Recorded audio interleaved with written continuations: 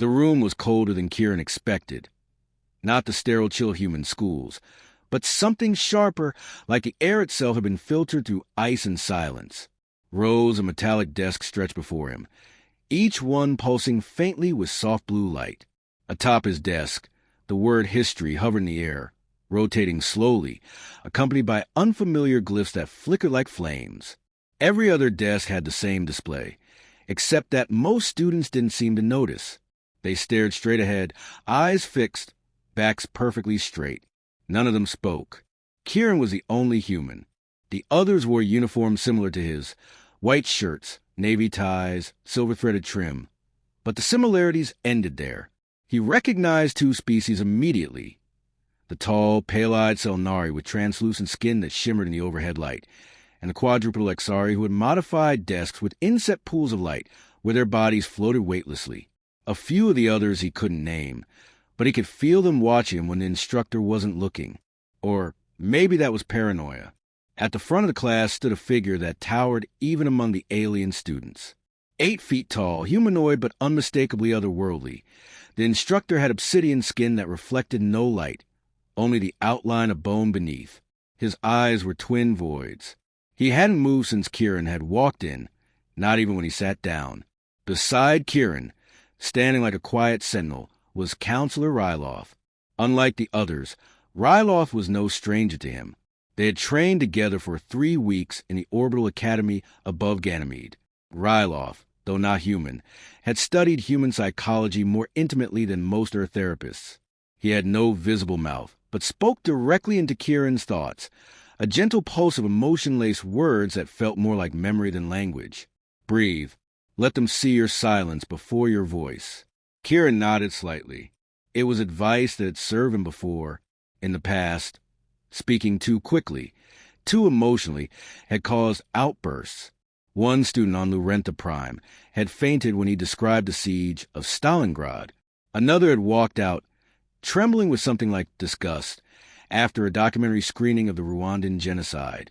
Now, here he was, the first human permitted to attend a full cycle of galactic history at the prestigious Alari Institute, with a supervised war counselor. The lesson began not with words, but images. Floating above the instructor's palm, a panorama spread outward in holographic detail, a glowing network of stars, then the slow dance of civilizations born and falling. Timelines spiraled outward like DNA, interwoven and complex. The instructor's voice was sonorous, vibrating through the floor. This is where time began for Jarathi. Year 0, the awakening. Peaceful, introspective. No war. A hum moved through the class. Agreement. The Selnari to Kieran's left closed his eyes in meditative reverence. The Exari pulsed with soft green lights, the sign of historical affirmation. Kieran watched, trying not to let his thoughts drift, but the silence around war felt loud. Every race's history seemed to blossom from tranquility, from discovery, from spiritual convergence. No conquest, no rebellion. He raised his hand. The room froze. The instructor's gaze fell on him, and Kieran could feel its weight, like standing beneath a storm. Yes, human. Kieran hesitated. Respectfully, no war at all? Not even tribal skirmishes? How were borders formed? A pause. The air tightened. One of the younger Selnari students narrowed their gaze. A few whispered through mental channels Kieran couldn't hear, but could feel buzzing like interference. The instructor replied, Borders? A primitive concept. Jarathi evolved through consensus. Conflict was unnecessary. Kieran nodded slowly, but inside, something twisted. Consensus? No pressure points?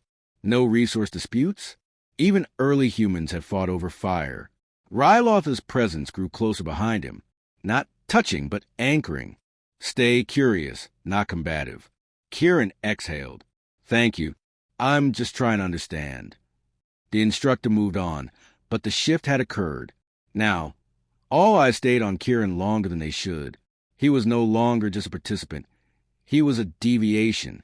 Later, when the lights dimmed for a break cycle, Kieran turned to Ryloth. They think I'm dangerous. They think you're volatile, Ryloth corrected. To them, history is sacred. You carry a lineage that weaponized it. Kieran nodded, running a hand through his hair. I didn't ask to be born on a planet that writes textbooks about blood. No one asks. But you're here. You carry all of them inside you. That matters. He looked at the desk again. The rotating word, history. Behind it, images began to form. Humans this time. War footage. Explosions. Marches. Speeches. Tears. The next unit had begun. Without warning. A scream filled the air before them all. Earth, 20th century. Ryloth didn't speak, but his presence braced. Kieran swallowed. A voiceover began, one of the Institute's translations of human events, filtered through alien interpretation. Earth's 20th cycle, a period marked by systemic conflict. Globalization attempts repeatedly undermined by tribal aggression. Notable entries: the Great Burning, the Twin Sun Fallings, the Long Silence. They didn't even get the names right. The Great Burning was World War II. The Twin Sun Fallings, Hiroshima and Nagasaki. The Long Silence, he assumed, was the Cold War. Kieran clenched his fist beneath the desk. This isn't the full story, he said quietly. The instructor turned again. Clarify. Kieran stood. Ryloth's mental touch hovered, concerned, but not stopping him. There was horror, yes, but also defiance. Sacrifice. Compassion. Resistance. You show only ash, not the hands that try to stop the burning. The silence was thunderous. No one moved. And then, to his surprise, when the Solnari blinked slowly, the equivalent of curiosity, another student, species unknown, tilted their head. A ripple of something passed through the class. Not agreement. Not yet, but not rejection either. The instructor spoke. Are you offering a corrective? A counter-narrative? Kieran straightened. I'm offering context. We're not just what we survived. We're who chose to remember and why. A long pause followed. The instructor's gaze shifted to Ryloth. Your war counsel remains essential, he said finally. You do not yet know how deep your wounds run. Kieran sat, heart pounding, but he saw it, just for a moment, a flicker of possibility. Not forgiveness, not trust, but the beginning of understanding. And that, in this place, might be the most dangerous thing of all. The first time Kieran saw Ryloth lose composure, it wasn't during a confrontation. It was in the corridor outside Lecture Dome B, while they were waiting for the transport sphere. The usually stoic counselor stared at a pulsing orb hovering above a message node. His shoulders, which never slumped, had lowered, and the thin membranes along his neck fluttered erratically, signs of agitation in his species. What is it? Kieran asked. Ryloth didn't respond immediately. The orb's pulse faded, and he turned to Kieran with a heavy expression that, despite the alien features, read unmistakably as regret. There's been another request from the Academy Board, Ryloth said. They want full psychological telemetry from your next session. No masking. They want to see your reactions, raw. Kieran tensed. So I'm a case study again. Ryloth placed a hand, 3-fingered and bioluminescent, on his shoulder. You're more than that, but they don't believe you are. It was always like this. Every lesson, every interaction, fed into something larger, a quiet but powerful debate in galactic circles about whether humans could ever fully integrate into shared education.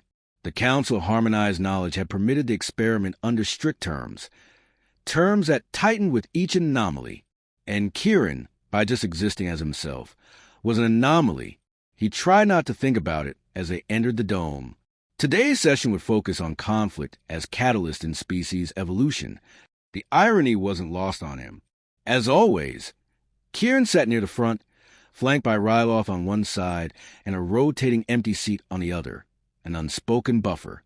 A new student had taken that seat once, an Alarian empath named Dvun, but after Kieran asked a question during a lecture on territorial war, Dvun transferred out.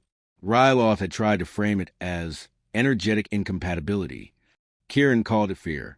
The instructor entered, this time a different one, sleeker in build, green skin with luminous gill folds. She introduced herself as Instructor Valisa.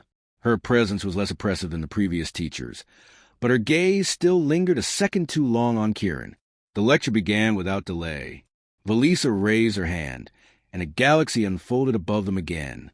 Unlike before, this display bled red, zones marked with symbols for aggression, conflict, extinction. Civilizations evolve in response to pressures, she said, her voice melodic but firm. When harmony becomes too static, stagnation follows. Occasionally, war has served as a crucible. Several students murmured in discomfort. A few recoiled visibly. Kieran didn't. He leaned forward.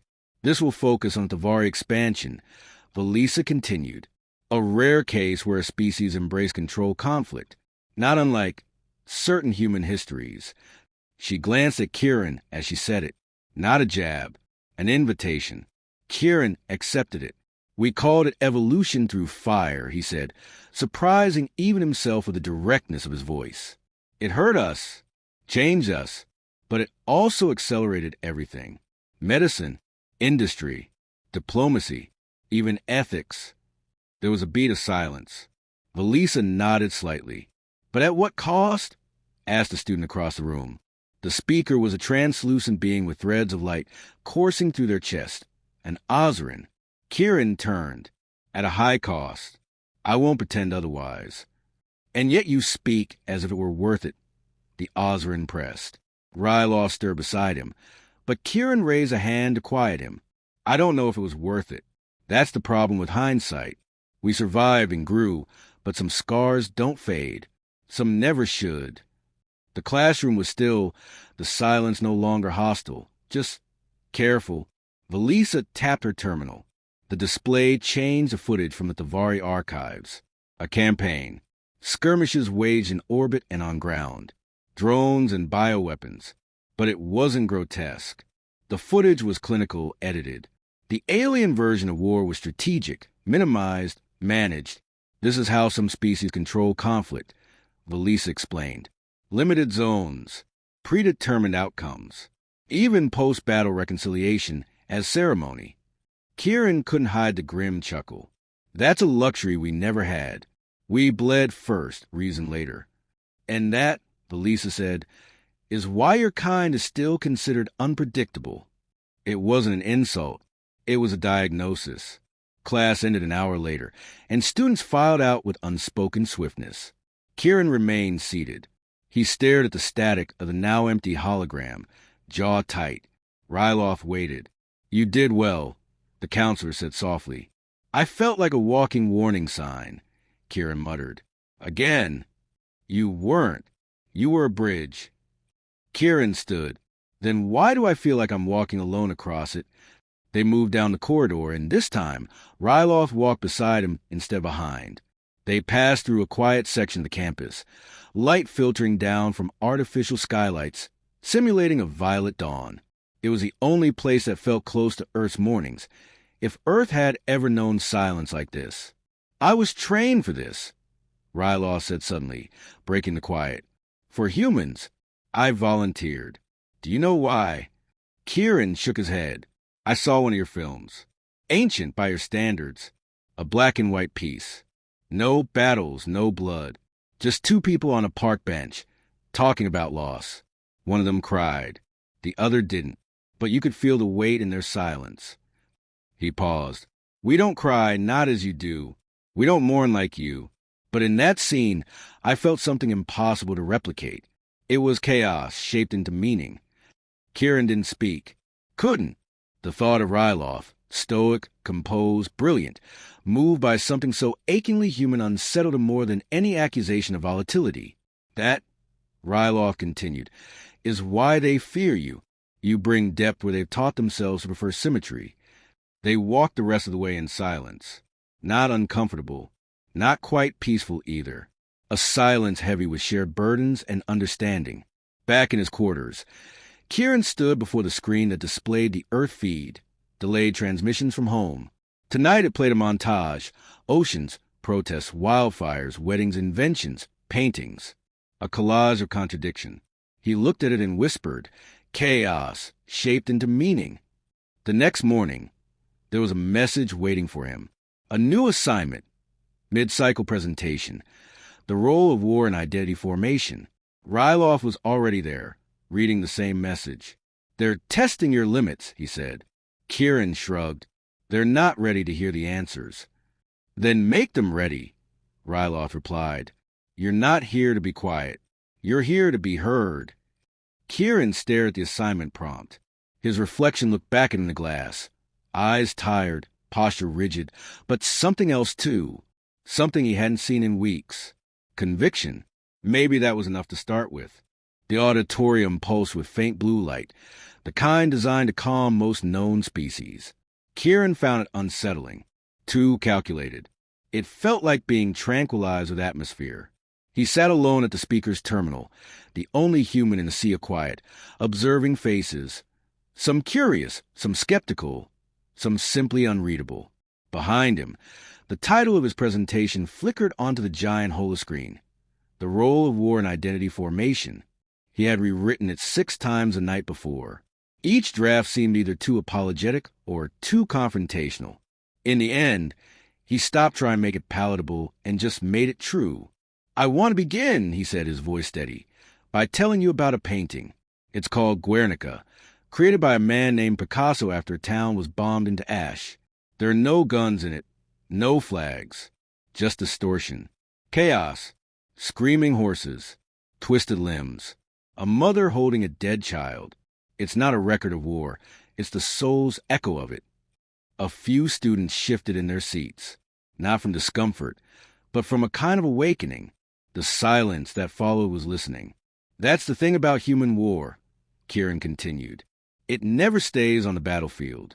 It burrows into the psyche. It remakes how we dream, how we love, how we build.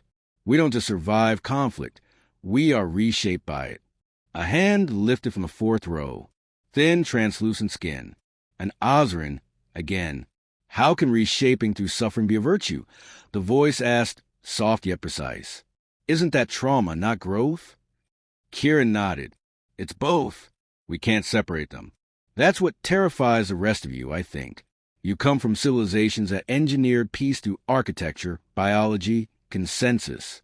Ours was brute force through fire and fractures. He paused. And we still carry the smell of smoke. Another student, a Telari with crystalline horns and violet eyes, spoke up. You normalize pain. You elevate it. Do you not see how dangerous that is? I see how necessary it became, Kieran answered. Not by choice. But once it began, our identity became inseparable from it. The room felt heavier, as if gravity itself had thickened around his words. He clicked the terminal. Images scrolled across the screen. Trench warfare, civil protests, rubble, graffiti, soldiers hugging civilians, field hospitals, memorials. Every species here has fought, Kieran said, turning back to them, even those who now claim total pacifism. But what you've done is bury your past under layers of rationality. You filter the emotion out of your histories until all that's left are statistics. Ryloff was watching from the back, his posture rigid, but his eyes proud. Kieran hadn't seen that before. In our world, Kieran said, voice tightening, the stories stay raw. The art, the music, the literature, it keeps the trauma alive because forgetting it means risking it again. A new voice cut in, Professor Valisa herself. Then let me ask you, human, can you see a future identity for your kind without war? Or is your evolution forever chained to it? Kieran hesitated. He could feel every eye, every lens, every sensory appendage in the room zeroed in on him. Not a single being shifted. It was as if the universe itself had paused to await his answer. Yes, he said, slowly, but not because we forget war. Because we remember it so vividly, we teach ourselves to live without it. A few murmurs spread, not disapproval. Something more thoughtful, uncertain but open.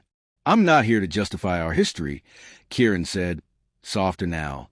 I'm here to show you that identity doesn't have to be sanitized to be valid. We are not clean, but we are honest. There was a pause, then a sound, foreign, delicate, but unmistakable. Applause. Not from many, but from enough to echo. Ryloff was not among them. He simply bowed his head. Later, As the crowd dispersed, Ryloth met him near the exit tunnel. "You expected more resistance," he said. Kieran nodded, or silence. "They're thinking," Ryloth said. "That's the loudest thing you can inspire here." As they walked, a voice called out. It was the Ozrin from earlier, approaching slowly. "I don't agree with everything," they said, "but I would like to read some of your human writings. The ones with emotion." Kieran smiled, surprised. "Start with Night by Elie Wiesel," he said, "or The Things They Carried. They're not easy reads." "I would expect nothing less," the Ozrin replied, before drifting away. Back in his quarters, Kieran sat for a long time with his screen off. No messages, no Earth feed, just the soft hum of a station orbiting nowhere in particular. "I think they heard you," Ryloth said finally from the threshold. "Think it'll change anything?" "Change never begins with the majority," Ryloth said. "It begins with the lonely." Kieran let that hang in the air. He'd come to the academy thinking he would be a liability, a symbol of what didn't belong. But now he understood he wasn't there because he fit. He was there because he didn't. And that made all the difference. They came for him at dusk, when the sky beyond the academy's high-glass dome simmered with pale rose and fractured gold. For officials, cloaked in neutral gray, neither security nor academic, but something between. Kieran had been expecting it since the presentation, expecting consequences. But not this. "You're being summoned," the tallest one said, his voice processed through a vocalizer tuned for cross-species clarity. "By the Council of Educational Integration." Ryloth arrived moments later, drawn by the silent ping from the Academy's internal net. His face was unreadable, but his eyes fixed on Kieran with a simmering calculation. "They didn't consult me," he said tightly. "They don't need to," the lead official replied. "This is above the counselor's purview." Kieran didn't resist. He followed them through silent corridors lit in soft pulses, designed to relax and disarm. But the calm only deepened the tension, like walking through a dream that knew it was about to turn into a nightmare. The council chambers weren't where he imagined them to be. No grand marble or shining halls. Just a hexagonal room, low-ceilinged, with light diffused through thousands of tiny organic panels, alive and faintly shifting in hue. There were no seats for visitors, just the center circle where he was placed and the elevated ring of observers around him. Some he recognized, Belisa, a few board members, even Dvun, the empath who had once vacated the seat beside him, and beyond them, shapes whose species he didn't know. Elders, judges, decision-makers. A voice, clear and without inflection, filled the chamber. "State your designation." "Kieran Rowe, human." There was a pause, as though the designation itself carried a weight no one wanted to acknowledge. "You have disrupted a neutral educational space," the voice continued. "You have introduced unregulated emotion into academic environments, challenged harmonized doctrines, and presented material without pre-council approval." "I was asked to present," Kieran said evenly. "I did." "You interpret the request too broadly," came another voice, sharper, layered in tones. "You injected grief, passion, instability. These are not academic constructs." "They are human constructs," Kieran replied. "And I am human." "You believe that excuse is emotional contamination?" Another asked. He didn't answer at first. Then, "I believe it explains it. And if you truly want integration, explanation should precede judgment."